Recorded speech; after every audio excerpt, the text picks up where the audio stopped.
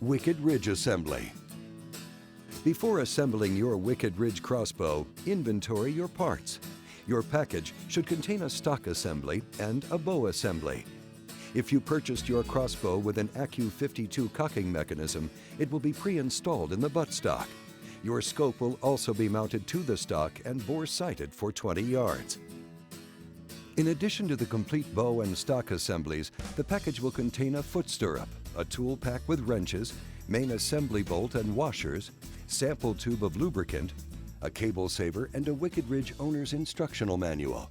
To assemble the bow, attach the cable saver to the cables by first locating the deeper of the two grooves in the cable saver.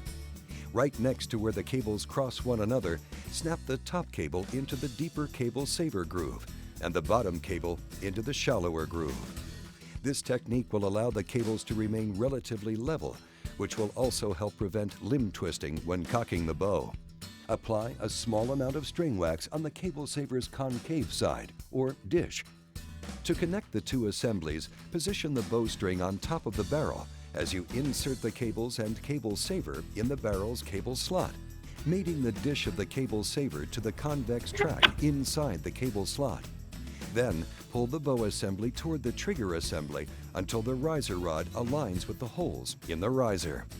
To avoid cutting or fraying the cables, do not twist or rock the bow assembly to the extent that you rub the cables along the slightly sharp edges of the barrel's cable slot.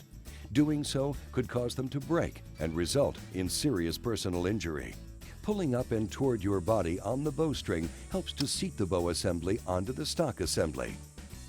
Next, install the main assembly bolt and tighten it completely. It'll be easier to turn the assembly bolt if you lift the string off the barrel with your free hand while tightening the main assembly bolt. To avoid excessive serving wear, you may need to tighten the bolt a bit more until you relieve the excessive string pressure. Finally, insert the foot stirrup. Make sure that the valley in the stirrup's foot pad points down so that it does not block the arrow's flight path. Installing it upside down could result in death or serious personal injury if the arrow were to hit the stirrup. Then tighten the set screws on the bottom of the riser to lock the main assembly bolt and the foot stirrup in place. Follow your owner's manual instructions for lubricating your bow and waxing your string and cables, and you should be ready to head outdoors to fine-tune your scope.